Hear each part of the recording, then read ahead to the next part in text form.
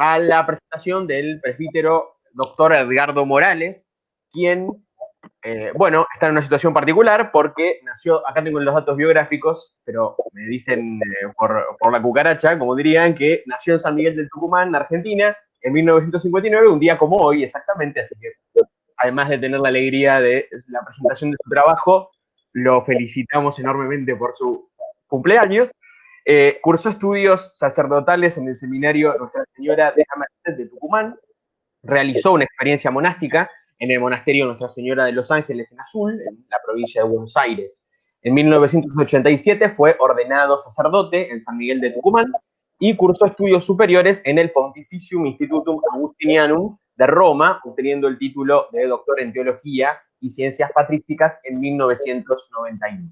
Es profesor en el Seminario Mayor de Tucumán, dictando asignaturas dogmáticas e históricas. Ha dictado cursos de posgrado en la Universidad Católica de Cuyo, en la Universidad de Mar del Plata, en la Universidad del Norte, Santo Tomás de Aquino, y cursos de capacitación docente refrendados por el Ministerio de Educación. También tiene una amplia cantidad de publicaciones en Editorial San Benito, entre ellas Introducción a la Patrología, un estudio sobre los géneros literarios, los sacramentos, divinos misterios, acciones de Cristo, obras del Espíritu y su Iglesia, el hombre de las bienaventuranzas, 10 lecciones teológicas, elementos de espiritualidad patrística, el hombre, espacio y tiempo en la liturgia, el esplendor del Espíritu Santo desde el paradigma de la plenitud, Cristo Paráclito. También en el Institut de Sources Chrétiennes publicó la obra Jérôme Révité de Moine, esto en París, Francia. Participó como expositor en numerosos congresos en París y en Roma y publicó sus trabajos en las actas de dichos congresos. La presentación de hoy se titula ¿Fue San Jerónimo fundador? Y las palabras claves correspondientes son conditor, fundator, institutor, Jerónimo, Pacomio, Basilio y Ambrosio. Así que le damos lugar al presbítero. Por fin. Muchas gracias por tu presentación. Por favor, feliz cumpleaños. Muchas gracias. Les saludo a todos. Bien, el trabajo, como lo dijo acá recién este hermano nuestro, fue San Jerónimo, un fundador, con signo de preguntas, ¿no? Empezamos con la introducción. No hemos terminado todavía de festejar los 1600 años de la muerte de San Jerónimo y la ocasión de nuestro coloquio nos invita a rastrear también al estridonense desde una realidad poco atendida. Es verdad que el marco temporal pautado para el coloquio excluiría nuestro trabajo, pero los términos que se nos propone analizar en el coloquio hunden sus raíces en la tarda antigüedad e influyen en el medioevo. San Jerónimo destaca por su exégesis, por sus traducciones, por sus polémicas, por su participación en la política eclesial, pero su actividad de fundador solo se trata en general o de pasada en sus biografías.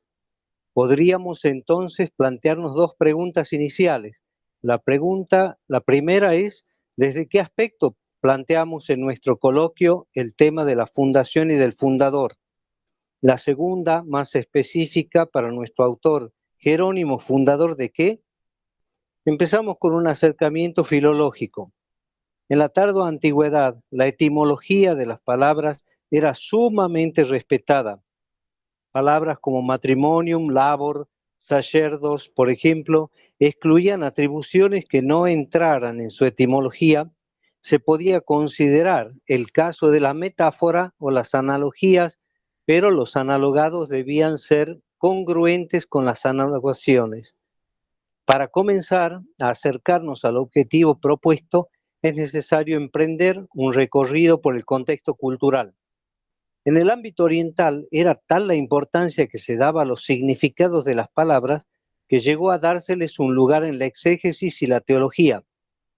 La doctrina de los epínoi o denominaciones marcó un importante hito en la doctrina cristológica de Orígenes, se cita a Crusel, y en la antropología de Gregorio de Niza, principalmente en el libro de la Profesión Cristiana. Según esta teoría, las palabras con las que se aludía a Cristo o al cristiano, que podían darnos un perfil, sea del Señor para rastrear su misterio, sea del cristiano para deducir un camino ascético místico. Por otro lado, recordemos que la escuela común entre paganos y cristianos imprimió el mismo ideal en ambos, esto es el vir doctissimus et eloquentissimus. Y con este ideal venía también el latinismo o el helenismo, como pureza de lenguaje obligatorias en la elocuencia. Es por esto que, imitando a los padres, las primeras distinciones que tenemos que hacer deben centrarse en los términos implicados en el título que orienta nuestra investigación para el coloquio. En el primer término en el que tenemos que recabar es en el término fundador, y desde tres vertientes latinas, la que viene del sustantivo conditor, la que viene del fundator y la que viene del institutor. Estos tres términos no son sinónimos, sino testigos análogos, términos análogos, y tuvieron más o menos fortuna según los tiempos de la literatura cristiana. El verbo condo y la actividad conditor. Sobre el verbo condo, del que deriva el sustantivo conditor, es necesario atender a la duración larga de la primera sílaba. No se trata de un preciosismo del que no sería capaz, sino, por el contrario, algo que a los expertos puede parecer como una perogrullada. Conditor se parece gráficamente, pero la segunda sílaba es larga. Viene del verbo condio, del que deriva conditus, y la acción propia es el condire, condimentar. No tiene nada que ver con lo nuestro. Conditor es la persona encargada de condimentar las comidas o la sustancia que sirve de condimento, y no tiene nada que ver con nuestro tema.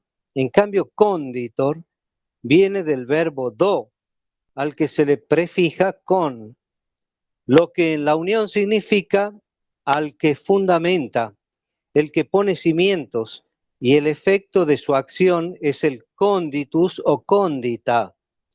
En el género femenino, Roma es el supremo analogado para la época clásica en el ámbito profano o para la escuela clásica en general. En el ámbito teológico, el supremo analogado es la tierra, adeo condita, Génesis 1. Lo más frecuente es tener a Rómulo como condito Rome, pero existen numerosas tradiciones que daban, por ejemplo, como fundadora a Roma, la hija, para otros esposa de Ascanio, la que fundó un templo de Fides en la cumbre del Palatino. Según Plutarco, el fundador era un antiquísimo rey de los latinos llamado Romis, que expulsó del Lacio a los etruscos. Para otros, el fundador es Romo, epónimo de la ciudad.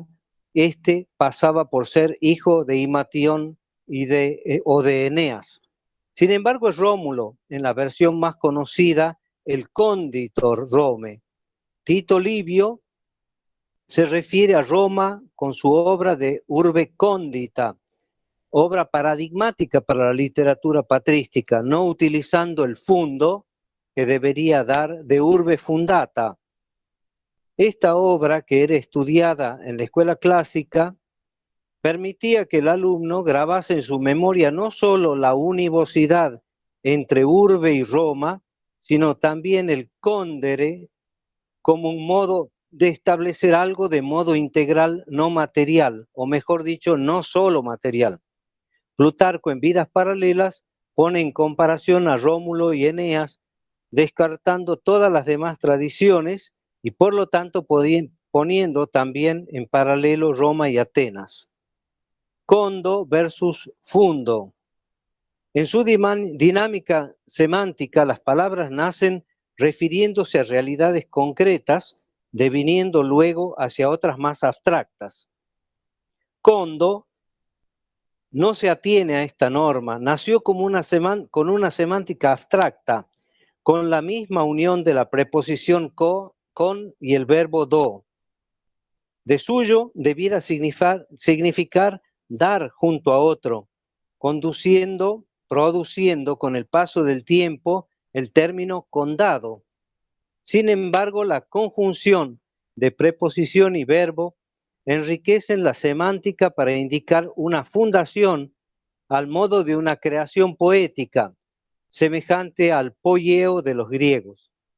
Al decir poética no se dice menos real, todo lo contrario, significa plena, esto es material y espiritual, esto es artística.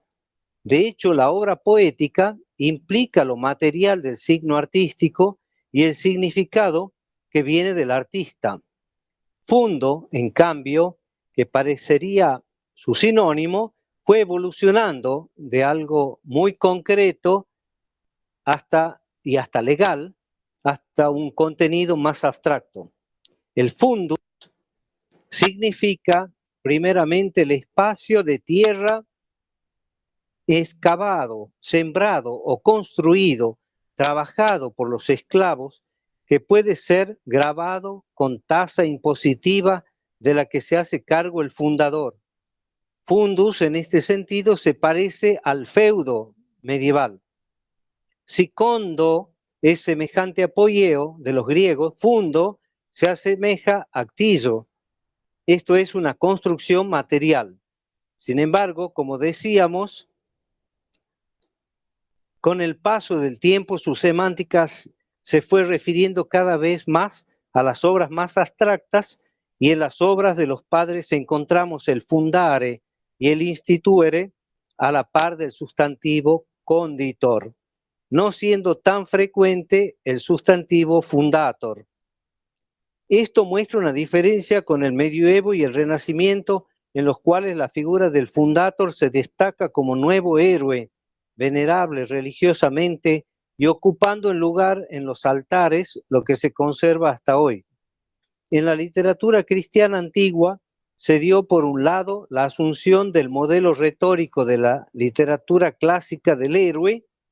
Para los griegos existía el esquema biográfico del Theos Aner, que pasa a la literatura latina en la figura del héroe. En el cristianismo primero sobresalen los apóstoles, sobre todo Pedro y Pablo. Junto a ellos el mártir que recibe el 100% en la interpretación de la parábola del sembrador. Con la superación de la época martirial, los nuevos héroes son los obispos y los monjes. De estos últimos no destaca su condición de fundador, sino de atleta en el ascetismo.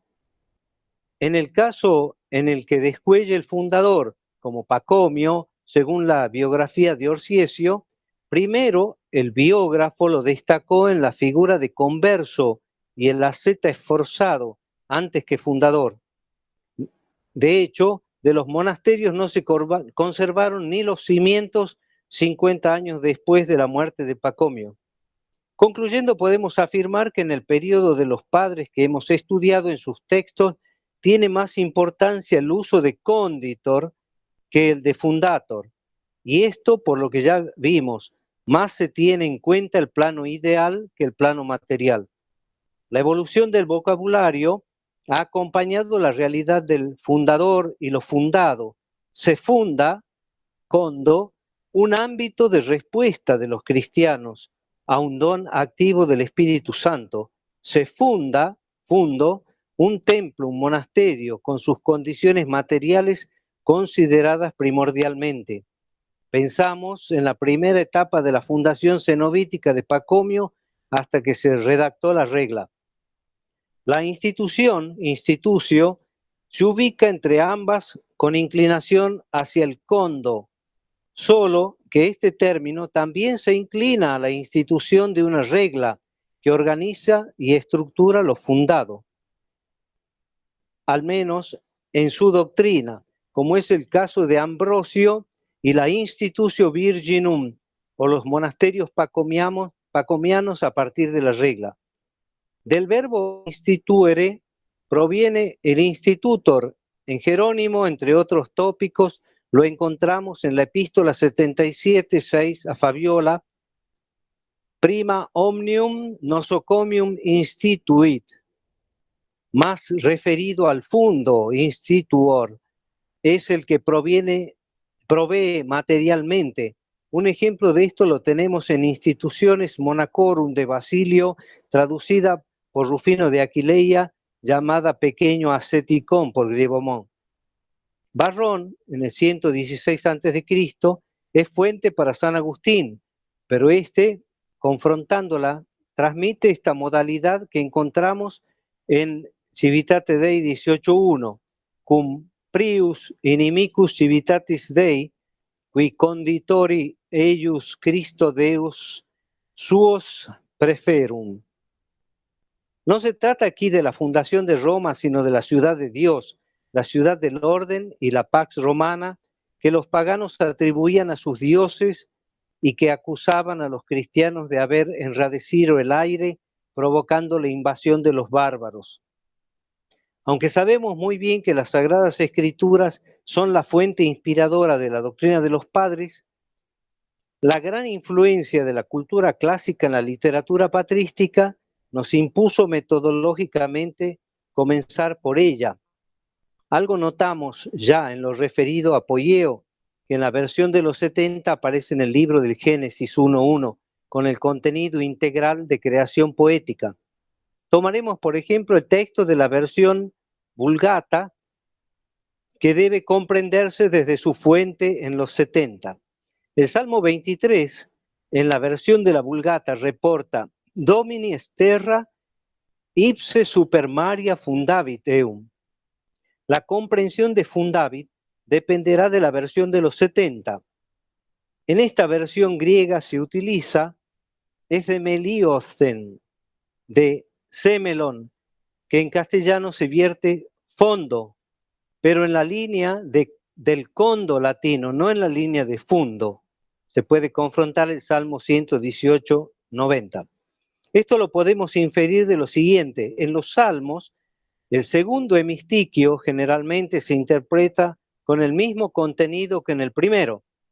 En el Salmo 23 que estamos citando, en el segundo hemistiquio encontramos es superflumina firmavit eum, la afianzó, etoimasen, de aitiaomai, afirmar con valor judicial, esto es, poner el basamiento que justifica la acción forense. Esto podría ilustrar la orientación que Fundo tomó entre los padres y por lo tanto, cómo el contenido que Fundator tiene en el medioevo no es fuerte en la antigüedad tardía. El Fundator es en esta época más bien el Conditor o el Institutor. Ambrosio, Institutor. Los tratados sobre las vírgenes y la viudez de San Ambrosio de Milán se ubican entre las primeras obras apenas que hubo sido consagrado obispo.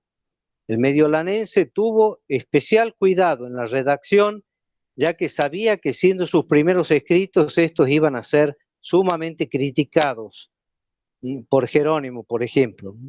Por otro lado, Ambrosio estaba constreñido por la consagración de su propia hermana en el género de las vírgenes. El estilo de vida no estaba regulado todavía. En efecto, mientras que en Milán algunas en Roma, las vírgenes habitaban en su propia casa, en Bolonia, donde también llegaba la influencia de Ambrosio, tenían un lugar o monasterio donde residían, pero en grupo. No me animo a llamarle comunidad, pero con amplia libertad de movimiento. En el segundo libro sobre las vírgenes, Ambrosio, ya sea como recurso retórico, ya sea realmente, se dice impelido por la insistencia de estas vírgenes de Milán, no reglamentadas, a darles formación sobre su propósito. Ambrosio no es conditor ni fundator, pero sí puede ser visto como institutor u ordinator, como lo reconoce Jerónimo, parangonándolo a Tertuliano, Cipriano y Dámaso. El institutor cumple el trabajo que Ambrosio avisa de sí mismo, virginem institui decem et tanquam competentium preceptorum magisteri erudiri. El institutor forma, no constituye edificio o funda en el sentido de las fundaciones monásticas medievales. Benito constitutor. Podemos también echar una mirada a la Regula Benedicti, la cual puede tener más de un redactor o al menos 2 etapas redaccionales, pero el prólogo es atribuido a San Benito y a su época. En dicho prólogo se presenta la intención del autor, no como fundator, sino como constitutor, lo que es equivalente a conditor. En efecto, el texto de la regula dice, prólogo 45, constituenda es ergo nobis dominici schola servici. En el 46, in qua institutione nihil asperum, nihil grave, nos constituturos speramos. Notemos que en el punto 46 se utiliza la palabra instituzione, dando a conocer el carácter legal de la Constitución, lo cual obliga bajo obediencia al que se acerca al servicio divino de un modo integral. San Gregorio Magno en su diálogo no presentó a Benito como fundator en el sentido medieval, aquel que apoya su fundación en la regula del padre de los monjes de Occidente, sino que presenta a quien por medio de diversos fracasos llega a constituir con la ayuda de una regula una verdadera Dominici Schola Servici. Más adelante en el tiempo tendremos a los que en la historia benedictina son considerados fundatores. Son aquellos que promovieron las reformas. Odilon de Cluny, Roberto de Molesmes, Alberico, Esteban Harding, Bernardo de Claraval, Agustín de Lestrange, por ejemplo. Con respecto a Jerónimo, nuestro homenajeado tuvo una vida marcada por los cambios y desplazamientos. De su natal Estridonia pasó a Roma y Tréveris con motivo de sus estudios superiores. En la segunda ciudad imperial entró en contacto con la Vita Antoni de Atanasio y por ende con el ideal de la vida monástica. Este contacto lo entusiasmó junto a sus amigos Cromacio, Bonoso y Rufino, y en Aquileia, patria de Rufino, se consideraron un ejército de bienaventurados. Pero este primer hecho comunitario no puede ser visto como una fundación en ninguno de los perfiles estudiados. Vivían sin una estructura edilicia propiamente monástica, sin una regla, sin tener clara las stabilitas. Además, a ninguno podía atribuírsele el propósito. Las diferencias entre los integrantes provocó la desbandada del ejército. Rufino marchó a Belén, Bonoso a una isla de la costa dálmata, Cromancio se casó y Jerónimo se dirigió al desierto de Shet en Siria. En el desierto nuestro personaje se convirtió en ermitaño sui generis, en continuo contacto epistolar con el exterior y disputas con los circunstantes. Todo lo que desde origen llamaban Egipto, que supuestamente ya había abandonado. No hubo intento de fundar algo en Esete, pero sí polemizar mucho contra el obispo Juan de Jerusalén y buscar contactarse con el Papa Dámaso. Con el fin de apoyar la parcialidad contra Juan, concurrió al concilio de Constantinopla en el 382 y de allí marchó a Roma contento con las respuestas a sus cartas obtenidas de Dámaso Papa. Cabría la pregunta si en Roma se lo pudiera considerar fundador del grupo del Aventino, intelectual grupo de matronas estudiosas del griego y hasta del arameo para profundizar en la Biblia. Pero a tenor del contenido de las palabras estudiadas, pienso que más le correspondía el título de mentor.